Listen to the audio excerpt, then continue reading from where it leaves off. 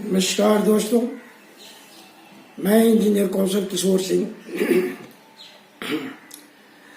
आप लोगों के चैनल इंजीनियर के सिंह एंड एसोसिएट की तरफ से आज अपने आप को फिर से प्रस्तुत किया हूं।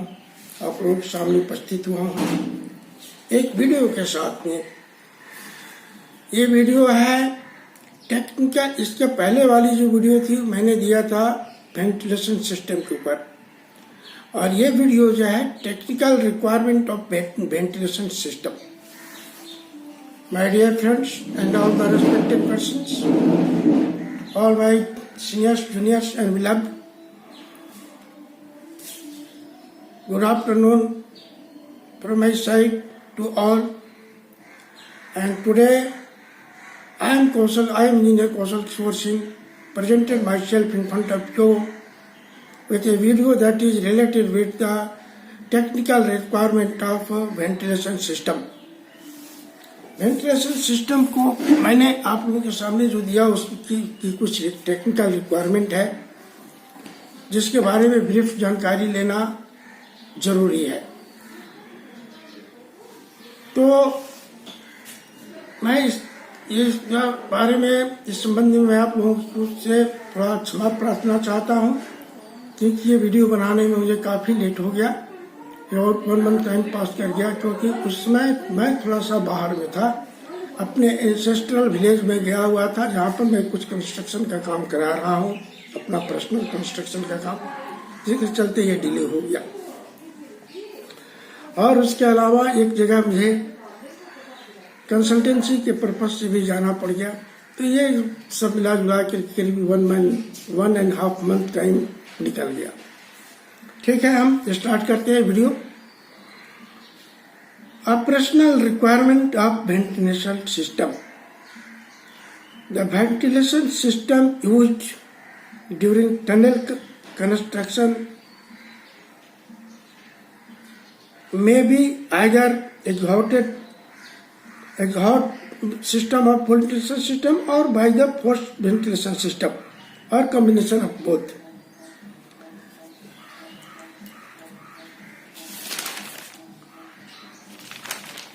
एग्जॉस्ट वेंटिलेशन सिस्टम मैं पहले ही भी बता चुका हूं, उसके बारे में एक ब्रीफ डिस्क्रिप्शन यहाँ भी दे रहा हूं।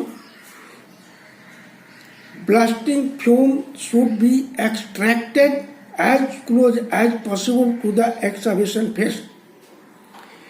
Exhaust air and blasting fumes should be discharged sufficiently away from the portal area in such a way that same should not be reused in any other working place or circulated with the fresh air supply system.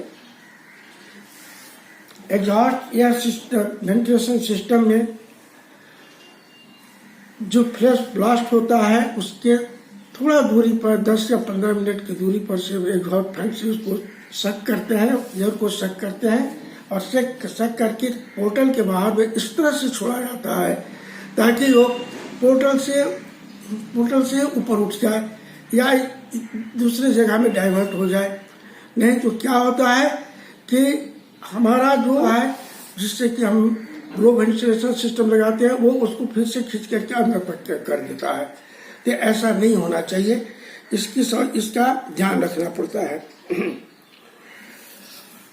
ताकि tunnel के अंदर में fresh air ही जा सके और dirty air या जो हम लोग एग्जॉस्ट करके जो एयर को बाहर करते हैं जहरीली गैसों को, वो अंदर नहीं जाने पाए, इस बात का ध्यान रखना पड़ता है। Forced ventilation system. With this system of ventilation it should be ensured that the following aspect are enforced. All labour should be removed from the heading face area to safe place for charging before taking the charge for blast, and reintegration should be allowed only after blasting fume have completely been removed from the working phase. Blast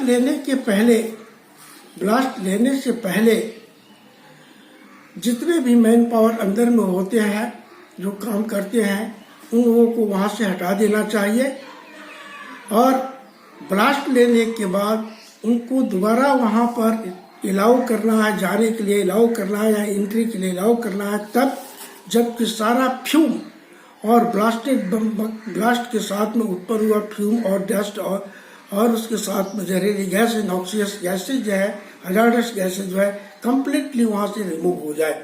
उसके बाद वहां पर working के लिए man power को allow करना चाहिए।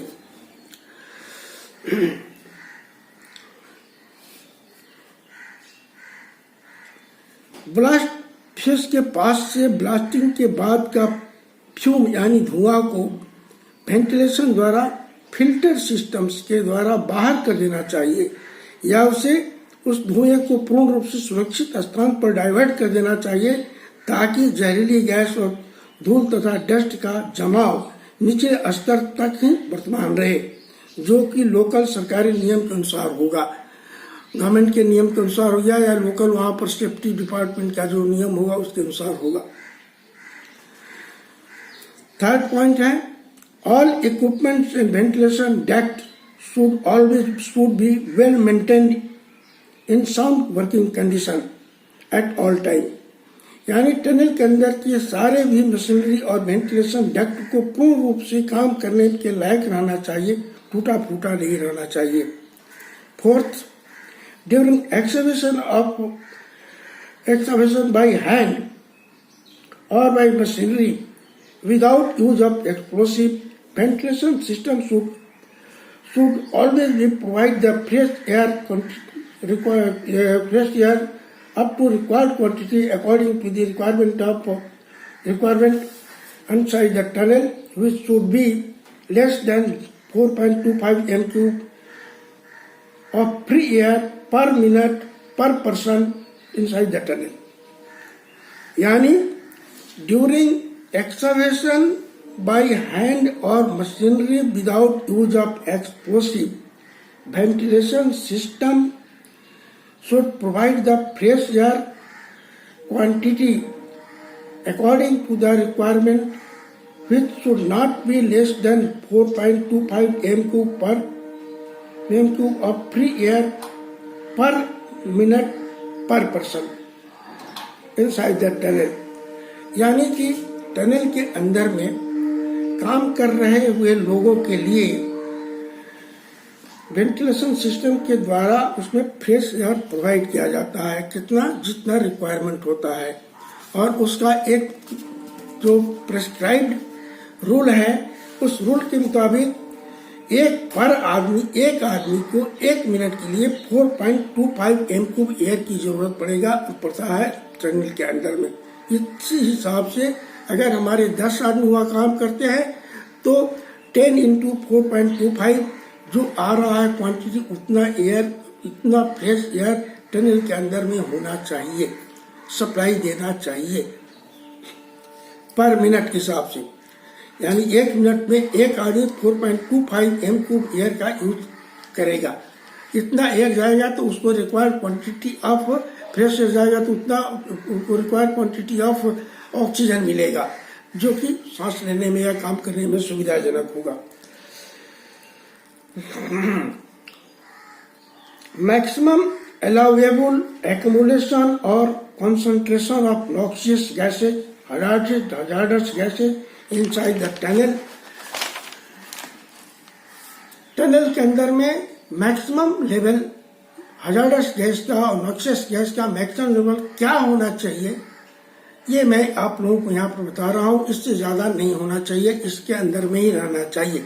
अगर इससे ज्यादा डिटेक्ट होता है तो वहां पर काम करना खतरनाक हो जाएगा, लोग बेहोश होकर गिर सकते हैं। जैसे the following maximum allowable concentration or accumulation of hazardous gas are, tunnel के अंदर में नॉक्सियस गैसेज और हजार्डस गैसेज का लेवल कितना होना चाहिए, अलाउएबल कितना है, इसका एक डाटा दिया हुआ है, मैंने कनेक्ट किया है, तो इसको ये कितना होना चाहिए ये मैं बोर्ड पर लिख रहा हूँ। आप इससे ज्यादा होने पर काम बंद करके मैन पावर को हटाकर sufficient quantity of air supply, ये फ्रेश एयर सप्लाई करते हैं ताकि उस लेवल को रिड्यूस किया जा सके और काम करने लायक एटमॉस्फेयर बनाया जा सके। और वो नॉक्सियस गैसेस का लेवल कितना अवेलेबल है वो मैं लिख रहा हूं यहाँ पर। H2S ये है 10 ppm। दूसरा हुआ SO2 ये कितना होना चाहिए 2 ppm। तीसरा CO गैस इसका कितना परसेंट होना चाहिए maximum 50 ppm। 50 ppm। 4 NO gas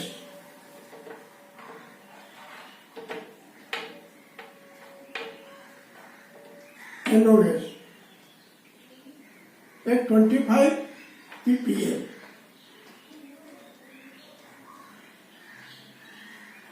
5 CO2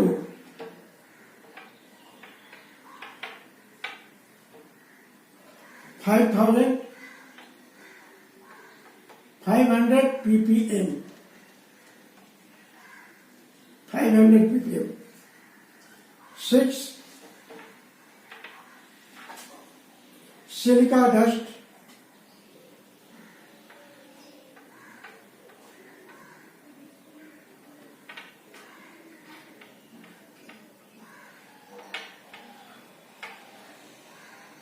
10 mg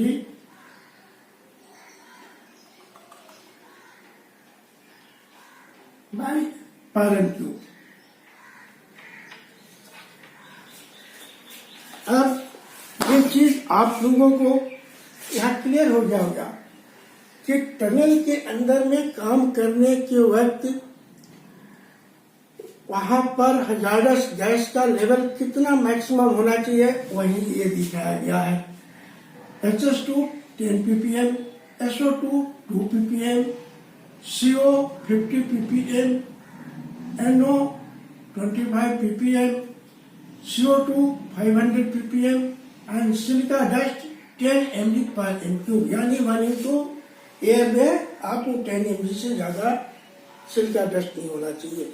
अगर इस लेवल से ये ज्यादा बढ़ता है डिटेक्शन में, मेजरमेंट में सर्च करने के बाद दौरान मशीनरी से पता लगता है कि इसका लेवल बढ़ गया, तो काम बंद करके तुरंत काम बंद करके पहले उसमें air fresh air sufficient quantity supply करनी चाहिए ताकि ये लेवल रिड्यूस होके और उसके बाद फिर से मेजर करने के बाद तब काम स्टार्ट करना चाहिए। नहीं तो क्या होता है कि एक्सीडेंट होने का चांसेस होता है, लोग बेहोश हो जाते हैं, सेंसलेस हो जाते हैं, गिर जाते हैं। कभी कभी ऐसा भी होता है कि आदमी उसमें सेंसलेस होकर गिर गया, पता नहीं चला और कोई मशीनरी उधर से आकर उसको क्रश कर दी तो वो डेथ हो जाता है। तो ये टनल के अंदर में वेंटिलेशन एक बहुत ही इम्पोर्टेंट चीज एक्टिविटी है और बिना वेंटिलेशन सफिशिएंट वेंटिलेशन के टनलिंग करना असंभव है। दोस्तों एक छोटा सा वीडियो ही मैं आप लोगों के सामने कर रहा हूँ। इसके बाद एक होता है air cooling inside the tunnel.